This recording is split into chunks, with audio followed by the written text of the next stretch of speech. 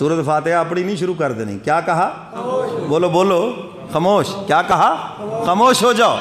تو یہی اہل سنت والجماعت کا متفقہ یہ موقف ہے, مسئلہ ہے کہ امام کے پیچھے آپ نے قرات نہیں کرنی بلکہ سننی ہے. کیا کرنی ہے بھائی؟ بولو بولو, کیا کرنی ہے؟ سننی ہے. ہاں, آپ نے پیچھے کھڑے ہو کر قرات سننی ہے, سورۃ فاتحہ بھی سننی ہے. اور حدیث مبارکہ میں ہے جب امام کہے غیر المغضوب علیہم ولا الضالین فقولوا آمین, جہاں آپ نے بولنا ہے وہاں آپ کو بتا دیا کہ اب تم نے کیا کہنا ہے. بولو بولو, کیا کہنا ہے؟ جب امام کہے ولا الضالین فقولوا آمین, میں نے حدیث مبارکہ کی اس لیے الفاظ سنا دیے تو فرمایا کہ اب چونکہ تم نے بولنا ہے فقولوا, اب کہو آمین.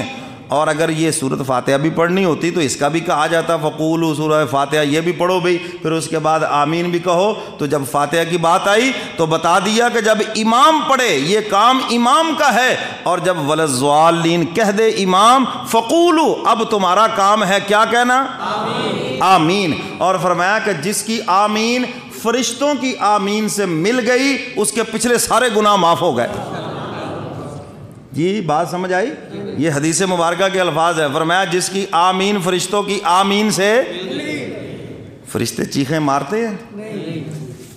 چلیے یہ مسئلہ چونکہ ہمارا ایک مختلفی مسئلہ ہے, میں نے صرف اپنا مسلک موقف بتا دیا ہے تاکہ آپ کو بات سمجھ آ جائے کہ ہمارا جو استدلال ہے, ہمارا جو عمل ہے وہ قرآن کی آیت کے اوپر ہے, اور قرآن کے مقابلے میں حدیث آئے گی تو حدیث پہ عمل نہیں ہوگا, قرآن پہ عمل ہوگا. تو قرآن کیا کہہ رہا ہے کہ جب قرآن پڑھا جائے وَأَنصِتُوا خاموش ہو جاؤ. ہاں, تو جنات کی جماعت ایک دوسرے سے کہہ رہی ہے. فرمایا وَإِذْ صَرَفْنَا إِلَيْكَ نَفَرًا مِّنَ الْجِنِّ يَسْتَمِعُونَ الْقُرْآنَ فَلَمَّا حَضَرُوهُ قَالُوا أَنصِتُوا, جب وہ جماعت آ گئی کیا کہا انہوں نے؟ خاموش ہو جاؤ. کیا کہا انہوں نے؟ خاموش ہو جاؤ, خاموش ہو کر قرآن سنو. فَلَمَّا حَضَرُوهُ قَالُوا أَنصِتُوا فَلَمَّا قُضِيَ وَلَّوْا إِلَىٰ قَوْمِهِمْ مُنذِرِينَ.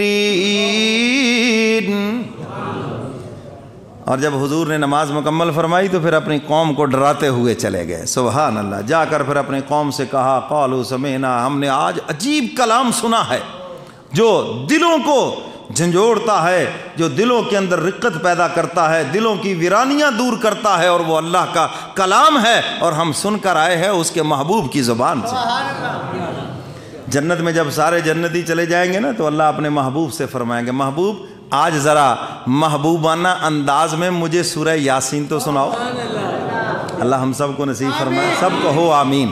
سب جنتی سنیں گے اور ایک نشے کی سی کیفیت طاری ہو جائے گی سب کے اوپر جب حضور قرآن پڑھ کر سنائیں گے, اور پھر جنتی بھی سنیں گے, اور حق تعالیٰ پھر اپنی جیسے ان کی شان ہے اپنی شان کے مطابق سنیں گے بھی اور مسکرائیں گے بھی. کہہ دو سبحان اللہ. تو حضور کی زبان مبارک سے اللہ ہم سب کو قرآن سننا نصیب فرمائے. تو جنات نے جب حضور کی زبان مبارک سے قرآن سنا تو کہا کہ خاموش ہو جاؤ.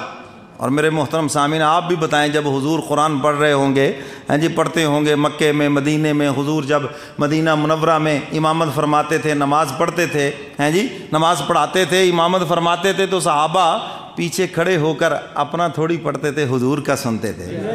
میں قرآن پڑھتا ہوں, میں تو کچھ بھی نہیں ہوں, بڑے بڑے قراء ہے دنیا میں, تو جب میں قرآن پڑھتا ہوں آپ کا سننے کو دل کرتا ہے یا پڑھنے کو دل کرتا ہے؟ بولو بولو, سننے کو دل کرتا ہے.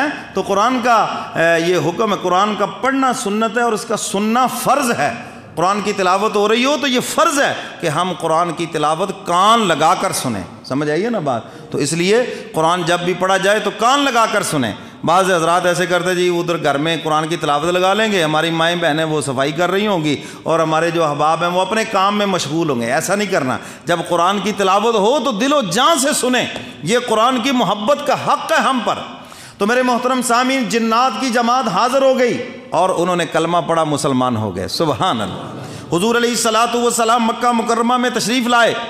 اب مکہ میں حضور کا داخلہ بند ہے. ہائے ہائے ہائے ہائے. حضور کا داخلہ بند ہے، حضور ایک ایک کو خط لکھ رہے ہیں، ایک ایک کو خط لکھ رہے ہیں کہ مجھے مکہ میں پناہ دے دی جائے۔ جس کو خط پہنچتا وہ کہتا نا جی نا نا نا، یہ دشمنیوں کا سامنا میں نہیں کر سکتا، یہ تو سارا مکہ میرے مخالف ہو جائے گا، میں نہیں پناہ دے سکتا۔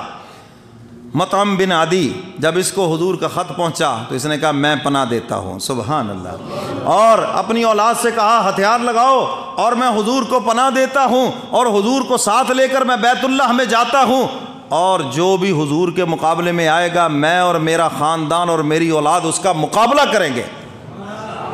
اور حضور علیہ الصلوۃ والسلام نے اس احسان کو یہاں تک یاد رکھا، بدر کے دن جب مکہ والے قید ہو کر آئے تو حضور علیہ الصلوۃ والسلام نے فرمایا یہ جو 70 آج قیدی بن کر آئے ہیں وہ میرا محسن اگر مطعم بن عدی آج زندہ ہوتا اور ان کے بارے میں مجھ سے کوئی سفارش کرتا تو میں اس کی سفارش کو قبول کر لیتا۔